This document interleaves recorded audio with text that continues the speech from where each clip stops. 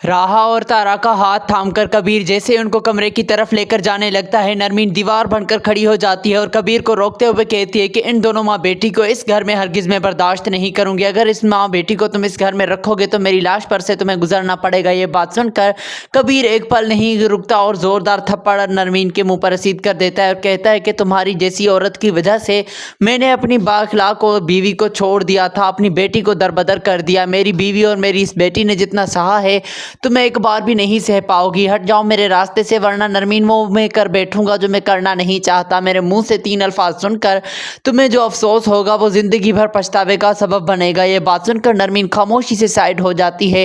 तारा कहती है कबीर से कि ये सब कुछ करने की क्या आखिर तुक है? मैं तो सिर्फ अपनी बेटी को ये दिखाने आई थी कि इन दोनों की वजह से तुमने मुझे अपनी जो है ज़िंदगी से निकाल दिया। ये बात सुनकर कबीर हाथ जोड़कर तारा के सामने बैठ जाता है और कहता है कि मैं राहा से अब एक पल दूर होना नहीं चाहता। ये मेरी वो बेटी है जो कि मेरा इंसाफ करेगी और तुम्हारे और मेरे बीच की सारी दूरियां ख़त्म कर देगी। तो तारा कहती है कि नहीं बेटा राहा, हमें वापस जाना होगा। दूसरी तरफ आप ये देखेंगे कि वहाँ पर होश आ जाता है अदील को, और अदील होश में आते ही आसिया को बुलाता है और कहता है कि फ़ौरन से मुझे अरमान बुलवा कर ला दीजिए। ये बात सुनकर यहाँ पर हैरान हो जाते हैं और ज़रियुन कहता है कि आप कैसी बातें कर रहे हैं अंकल, आप ये बातें ना करें।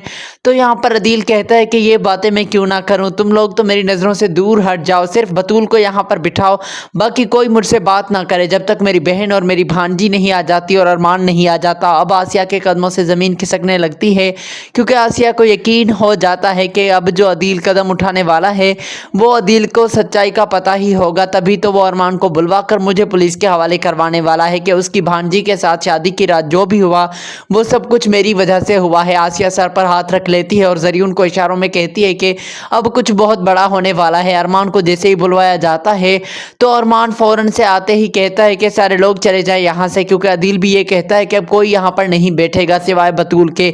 बतूल और अरमान बैठते हैं तो अदील कहता है कि ये सब कुछ किसने किया है वो मुझे हकीकत मालूम हो चुकी है। ये बात सुनकर यहाँ पर हैरानगी से कहता है अरमान के क्या पता आपको चला है और हुआ क्या है? तो अदील कहता है कि उस रात शादी की राह के साथ जो नाइंसाफ़ी हुई है वो सब सिर्फ और सिर्फ आसिया ने करवाई है। आसिया ने ही राहा को दूर भेज दिया था, किडनैप करवा के बेहोश करवा के, ताकि उसकी बेटी बतूल की शादी हो सके ज़रियुन के साथ। और मैंने अपनी बहन और भांजी को गलत समझा, मैं अपनी बहन को भला बुरा कहता रहा और उसको ये तक मैंने कह दिया कि तुम जो है अपनी बेटी की परवरिश तो नहीं कर पाई, लेकिन आते शर्त अपना साया डालकर अपनी बेटी को खुद के जैसा कर दिया।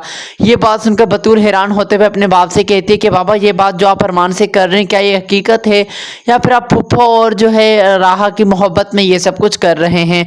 तो अदील कहता है कि बतूल बेटा तुम मासूम हो, तुम अपनी माँ की चालाकियों को नहीं जानती। तुम्हारी माँ कुछ भी कर सकती है, किसी भी हद तक जा सकती है, ये सिवाय मेरे कोई नहीं जानता। ये बात सुनकर बतूल कहती है कि अगर ये हकीकत है मेरी माँ ने ये सब कुछ किया है तो मेरी माँ को सज़ा मिलनी चाहिए। अरमान कहता है कि अब आप हुक्म दीजिए, जैसा आप चाहेंगे वही सब कुछ होगा। तो अरमान से अदील कहता है कि पहले तो फ़ौरन से राहा और तुम तारा को ले आओ, मुझे उनसे माफ़ी मांगनी है। अरमान जाता है तो वहां पर जो है कबीर हाथ जोड़े बैठा हुआ होता है, लेकिन तारा और राहा को जैसे ही अदील की तरफ से भेजी गई बात मिलती है तो वो फौरन से अरमान के साथ हॉस्पिटल पहुंच जाती हैं और तारा बहुत खुश होती है कि आखिरकार उसका भाई ठीक हो गया। ये बात देखकर जो है राहा भी खुश होती है। दोनों माँ बेटी पहुंचती हैं तो आसिया कहती है कि इनको कौन लाया है? तो अरमान कहता है कि इनको मैं लाया हूँ, आपके शौहर के कहने के मुताबिक आपका शौहर इनको बुला रहा है, बल्कि आपको नहीं बुला रहा। अब आपको होशियार हो जाना चाहिए कि आपके साथ क्या होने वाला है। तो वसीम और तो आसिया कहती है कि ज़रूर मेरे खिलाफ कोई चाल चली जा रही है, मुझे समझ में नहीं आ रहा कि आखिरकार मेरे खिलाफ क्या चाल चली जा रही है। ये बात सुनकर वसीम कहता है कि आसिया मुझे क्यों ऐसे लग रहा है कि तुमने कोई गड़बड़ कर दी है, जो तुम्हारे शौहर को बात पता चल चुकी है, जिसकी वजह से उसको इतना बड़ा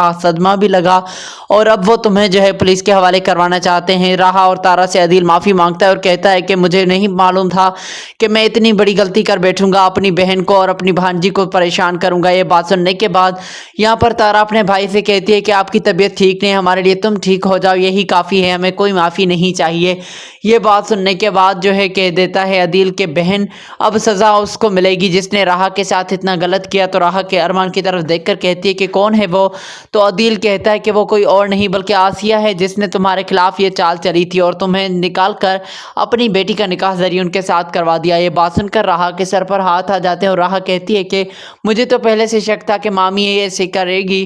تو یہ بات سننے کے بعد ارمان کہتا ہے کہ پولیس آ چکی ہے، اب آسیہ گرفتار ہونی چاہیے اور اس کو سزا ملنی چاہیے، اس نے کیوں اتنا